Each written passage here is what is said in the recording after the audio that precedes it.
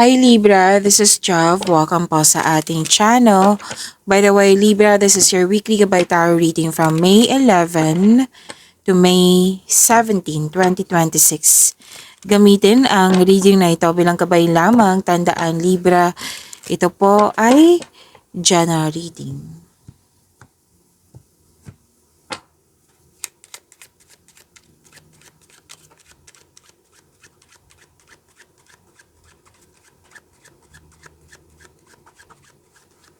Mga parating po para kay Libra.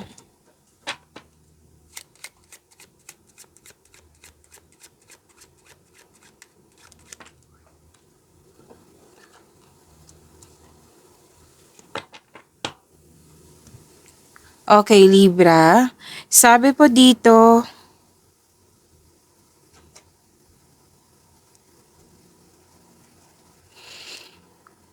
may malaking influence ang isang young unmarried woman sa iyo. Na pwedeng anak mo to, sister, friend, basta young unmarried woman. Malaking kanyang influence sa iyo. Na pwedeng inaalagaan ka niya, inalagaan niya yung connection nyo, at mahal na mahal ka niya.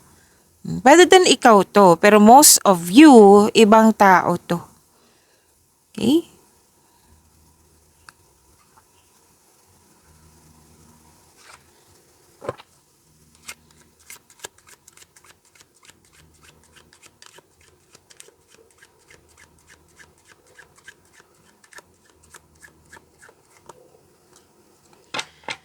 Sabi na yung card, kung ano man tong mga nangyari, pwedeng sa nakaraan to ha, kasi some of you papasok na sa new beginning. Like may natapos na at magkakaroon na ng new beginning. Na maging matatag ka sa kung ano man tong mga worries mo, disappointment, challenges. Sa nakaraan to eh. Na sinabi ng yung card dito na maging matatag kasi magiging maayos na ito.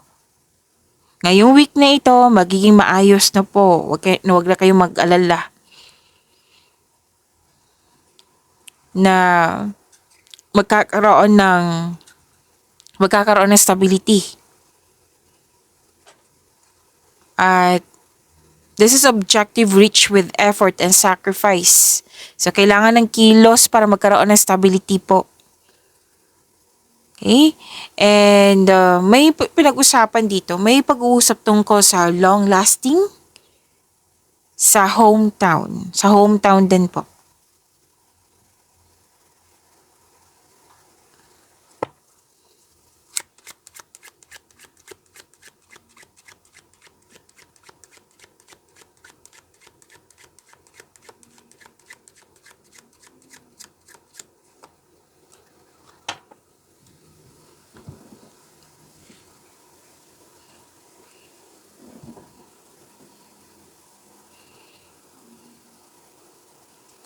May isolation ako nakikita dito. It might be ugali nyo yung kung naguguluhan, kung may problema, gusto mo pag-isa muna. Karoon ng isolation. May ano dito eh, pwedeng nagtampo ka, Libra. Kasi nad, may feeling dito eh, like feeling of iniwan ka, abandonment, or may iniwan ka. May tinapos ka, may kinut off ka, may hindi na nag-usap, may nakita kong ganyan. Sa nakaraan pa rin to, dalawang card kasi nagsabi dito na may nangyari sa nakaraan na hindi ka kaagad naka-move on. Pero ito yung sabi ng card mo kanina eh, na you have to move forward. Maging matatag ka kasi maging maayos na naman po ito. That's very natural na may anong tawag dito? May maalala ka sa nakaraan, pwedeng pinapaalala sa'yo kasi may nag-uusap, di ba, kanina na, lalo na yung young unmarried woman. Now, it might be na-mention niya at naalala mo naman na pinag-usapan niyo. May energy din dito, Libra, na isang lalaki older than 60 years old na pwedeng nagkaroon kayo ng loss of connection na hindi na kayo nag-usap. Or pwede dang aalis siya. Ah, yes. Kasi 'di ba kanina sinabi feeling of abandonment, pwedeng aalis siya or umalis na kaya naalala mo siya. Basta po a man older than 60 years old. Pwede din naman babae, pero most of you, lalaki kasi itong iniisip mo. Older than 60 years old.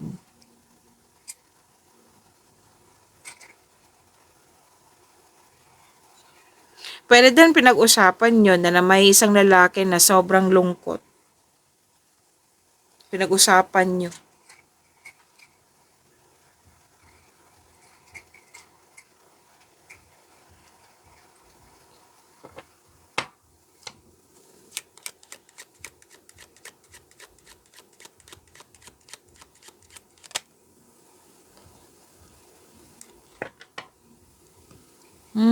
Okay.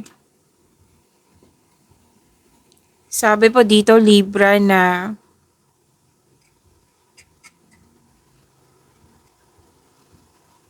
okay. Kasi may natuklasan ka na may taong hindi totoo sa'yo. Deception of the worst kind. Pwedeng nag-traitor to sa'yo. Or may natuklasan mo na may two-faced person. Kaya na-disappoint ka. It might be nagbigay ka talaga ng tiwala sa taong ito. Tapos natuklasan mo, yun, na-disappoint ka. So may nagsinungaling din. May natuklasan ka ng may nagsinungaling. May corruption. A fake something or other. Pwede din may pagkakamali, error, mistakes, or lies na you're trying to cover up some mistakes po, or lies, or error, mistake, yan. So, natuklasan mo na may taong hindi totoo sa'yo. At least natuklasan mo, 'di ba? At least nalaman mo kaysa nagpatuloy na hindi mo alam. Okay? So, discovery.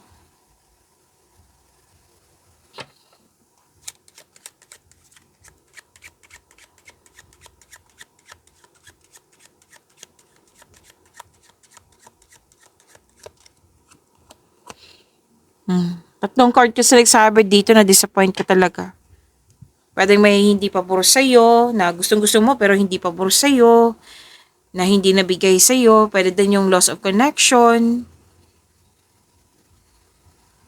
This shall pass, a temporary state of mind. Kaya nga sinabi kanina pa sa iyong cards na maging matatag kasi magiging maayos naman po ito.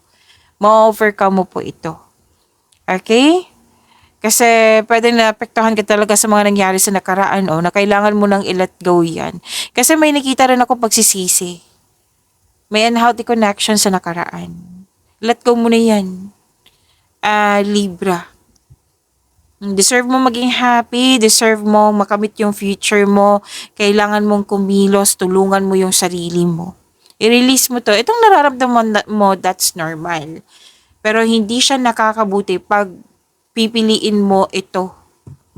Piliin mo yung mag-move forward. Piliin mo yung changes para magkaroon ng transformation. Okay? Kailangan mong kumilos kung gusto mo magkaroon ng magandang future, magandang outcome sa future. Okay? Kailangan mong kumilos sa present. Isipin mo na lang, Libra, na we cannot please everyone. We cannot please everyone. May mga pangyayari na hindi pabor sa atin. It might be may ipaparealize ang universe sa atin. Like for example lang po ito, naging impatient ka. Pinipressure mo yung sarili mo na hindi naman dapat, di ba? So, may ipaparealize sa'yo, Libra, kailangan mo pagdaanan to kasi may magkakaroon ng realization at makare-realize mo na kailangan mo talagang habaan ng pasensya mo. Na kailangan talaga na hindi mo dapat i-pressure yung sarili mo. Okay? So, it might be this situation na is to shape you talaga. Na for maturity. May mga dahilan po iyan. Basta piliin nyo po yung makontrol nyo in order to find peace. Let go mo na po ang hindi mo makontrol.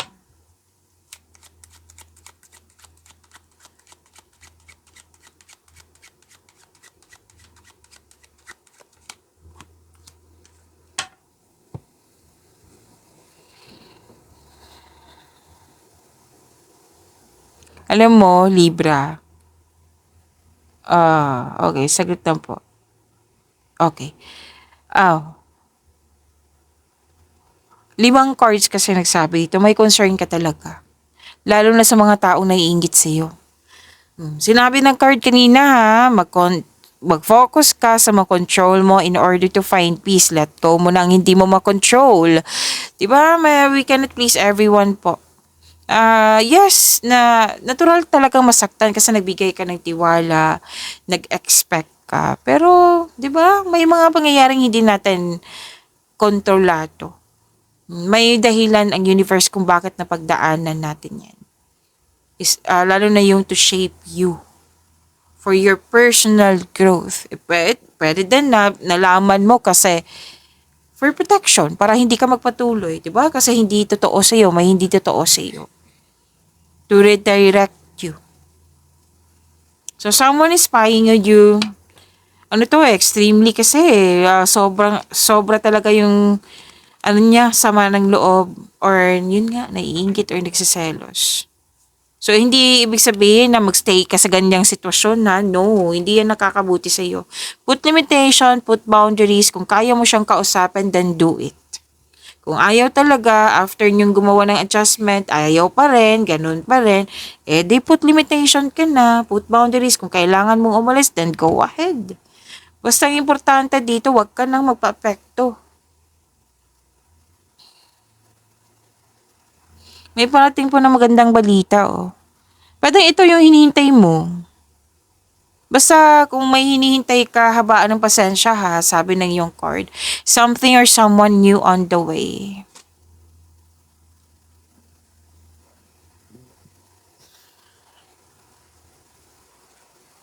Kailangan ko pong mag-burp. 5 card kasi nagsabi dito. Na like na-realize mo, kahit anong gawin ko, kontra talaga kami. Opposing ideas, contradictory attitudes. So at least na-realize mo. So ikaw na mag-adjust, like put limitation ka na. Huwag ka nang, kung hindi kailangan umalis, Miss Jav, kasama ko siya parati sa bahay or sa trabaho ko. Di put limitation, huwag ka magpa-apekto. Mag-focus ka nga sa binigay na blessing sa'yo. Yan yung pagyamanin mo. Huwag ka mag-focus sa mga taong hindi naniniwala sa'yo. Okay, Libra? So, kuha tayo ng angel number for you, Libra.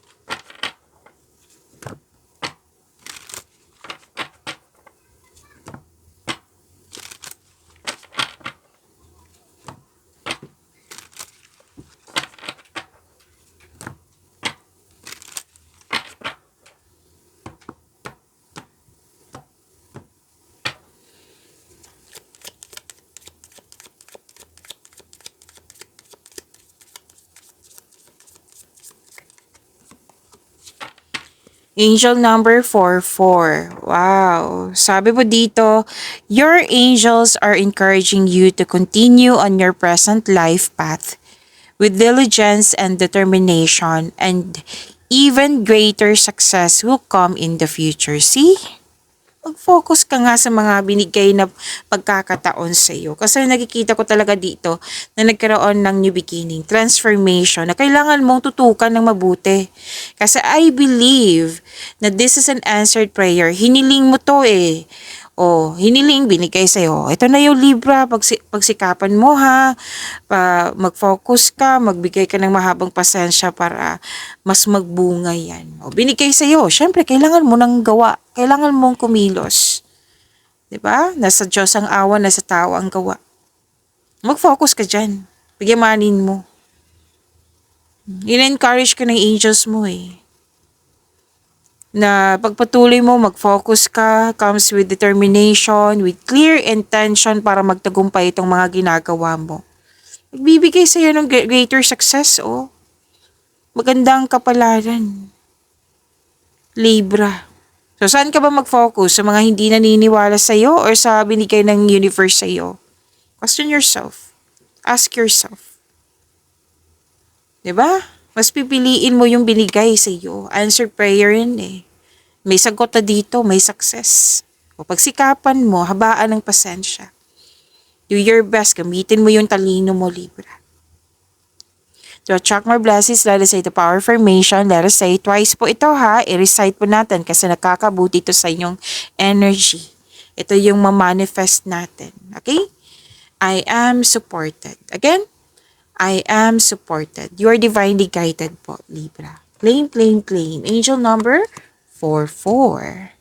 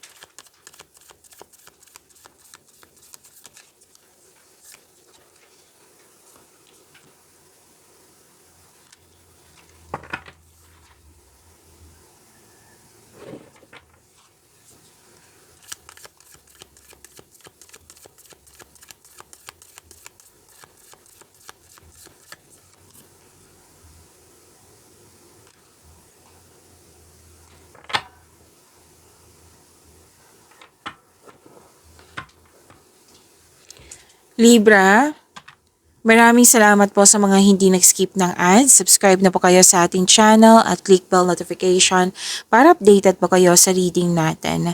Para po sa mga gusto magpa-reading po, comment po kayo ng personal reading and check my reply sa comment section.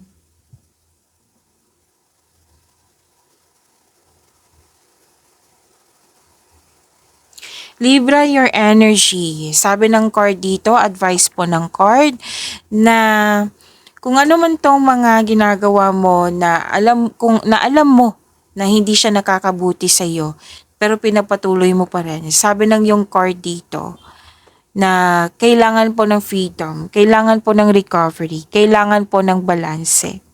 Lalo na't may nakita ko dito may controlling person, so bigyan mo ng laya yung sarili mo. Oo, may unhealthy connection sa isang tao, biglayin mo lang laya yung sarili mo. Okay? Maaari din nag-overwork kayo, nag-overspend kayo sa isang naging materialistic, like overspending sa money, overspending sa material na bagay, opo, or overthinking. So, alam naman natin, di ba, pag over, masama na po. Kailangan po balanse. Kailangan po ng freedom. Kailangan po ng recovery. Okay?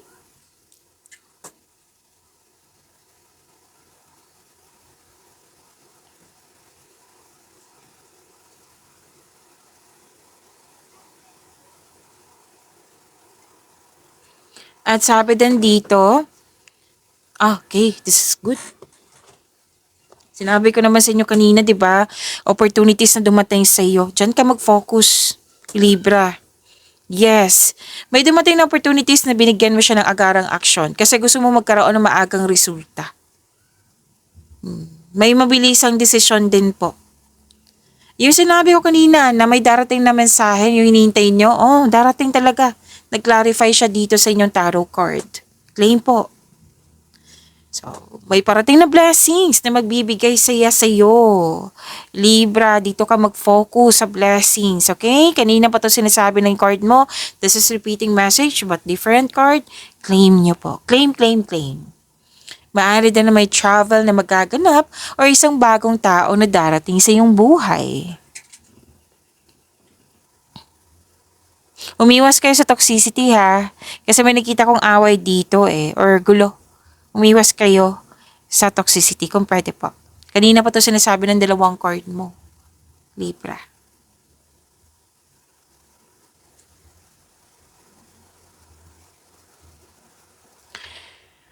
Okay, very excited. Wow. May ligawan. May ligawan po. Very excited ka. At may date, may event invitation. Some of you, mamimit mo yung partner mo via travel. Yes, may date po ha. I think this is a group date po. Event invitation din. Wow, isang maraming alok o ideyang darating sa'yo. Ang ganda ng blessings mo. Oo. Ang ganda-ganda kasi ako gusto ko talaga itong blessings na ideas kasi andyan yung kaunlaran. Binigyan ko ng ideas kasi ito yung ideas nito para sa kaunlaran. Ayan. Maraming alok ha, opportunities dumadagsa po. Libra, prepare yourself lang talaga Libra kasi nakikita ko talaga dito. Dalawang card kasi nag-confirm dito. Dalawang card na magiging busy ka, wag masyado mag-overspend sa mga ginagawa nyo. Make it balance lang po. So, exciting yung opportunities, confirm na confirm, claim. Financial stability, nagkaroon ng abundance sa kaperahan mo ngayong week. Wow!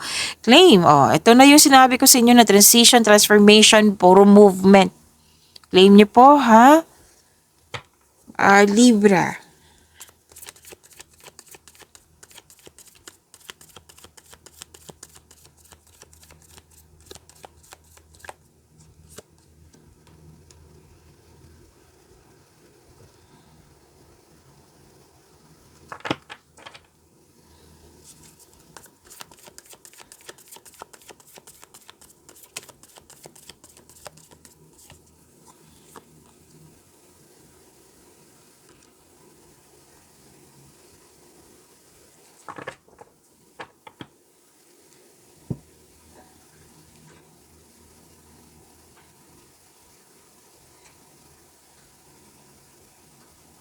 Okay.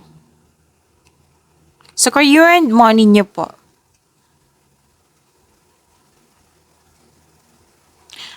Mag-change career ang ilan sa inyo.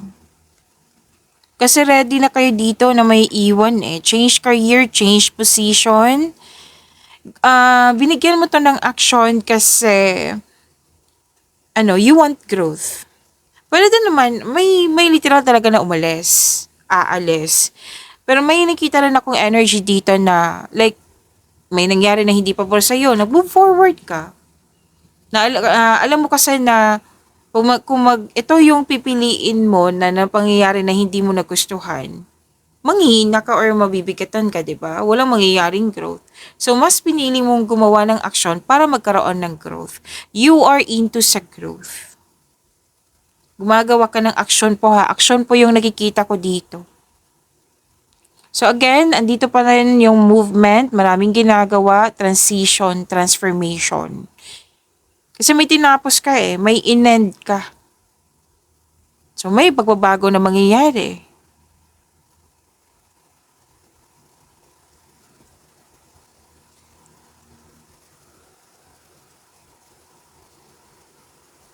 Ang advice ng card dito, you should take a risk and try something new. Try to step out sa comfort zone kasi may potential na sinasabi na card dito. Syempre, nakadepende to sa inyong sipag at syaga. Magagawa mo to, Libra. Okay? If you're serious about your growth, then you have to, to step out from your comfort zone. Okay? Yan din yung sinabi ng yung angel number 44. Diba? You have to move forward kasi may support ka from the universe. Kasi ito yung magbibigay ng greater success sa iyo. Marami ng sagot dito, Libra. Kailangan mong pag-isipan yan. May mga sagot na sa iyong mga katanungan dito.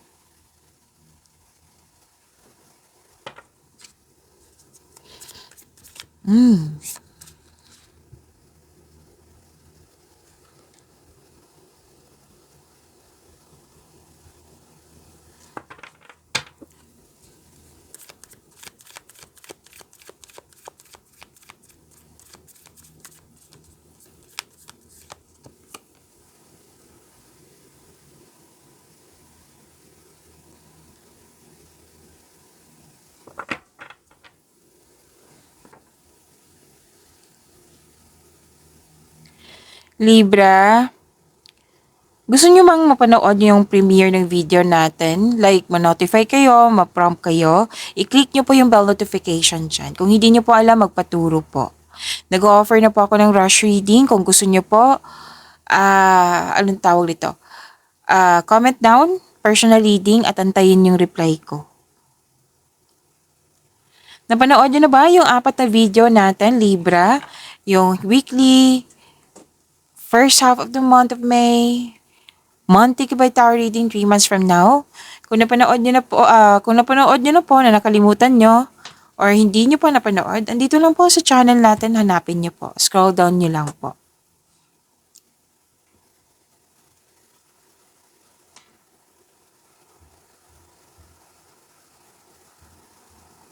May makilala kang mabubuting tao. Masaya ka kasi naging loyal and supportive yung taong malapit sa'yo. Pwedeng kaibigan po ito. Yes, may kausap ka din na pwedeng ikaw to, oo, or pwedeng ibang tao to. May kausap ka na younger person, bata, na kung ano yung gusto niya sa buhay, na mukhang tutulungan mo siya. Like, for example, ikaw yung magpapaaral sa kanya. Inaalam mo kung ano yung gusto niyang course sa college. Makakatanggap po kayo ng magandang balita, oh. Libra.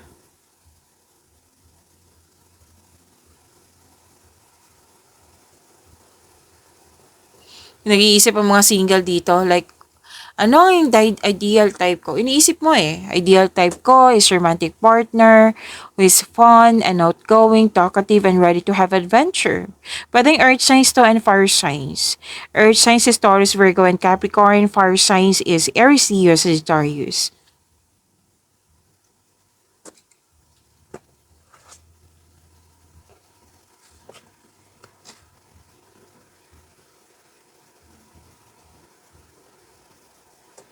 Oh, okay.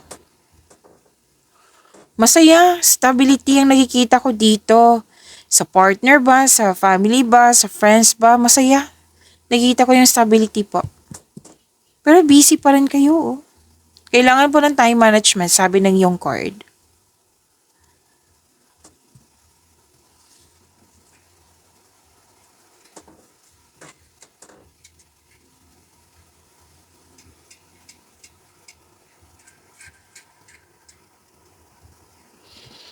Okay,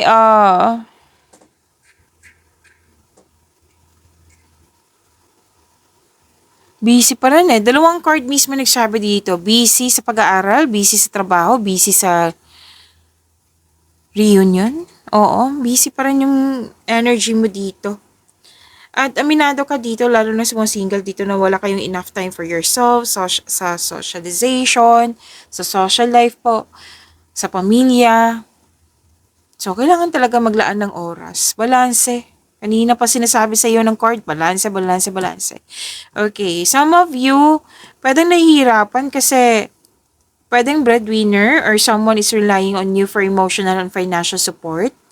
Opo, so pag-usapan niyo po kung pwede po, kung pwede. Pero magkakaroon ng completion of cycle ha, matatapos din po ito. Yung mga dala-dala mo mabigat na bagay, responsibilidad, burdens, burnout, overwhelm, matatapos din po ito kasi sinabi ng card dito na this is completion of cycle.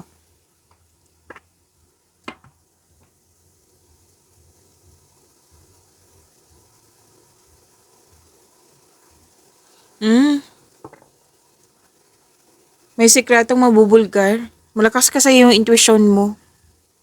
Kanina pa to sinasabi, di ba, na may natuklasan ka. Sikretong mabubulgar. Kung malapit to sa'yo, mag-uusap kayo. Kung hindi to malapit sa'yo, hindi kayo mag-uusap nga. Mas nagkaroon ka ng time talaga. Nag-clarify na naman. Nagkaroon ka ng time na time for reflection. Malalim ang iniisip mo eh. Mas lumawak yung ambisyon mo sa buhay. Pero itong pag-uusap na ito, oo, maging totoo sa isa't isa. Pag-usapan nyo na mabuti kung kailangan ng adjustment, then do it para magkasundo kayo. Pag-imanin nyo po yung blessings na binigay sa inyo, Libra, see you tomorrow. Maraming salamat po.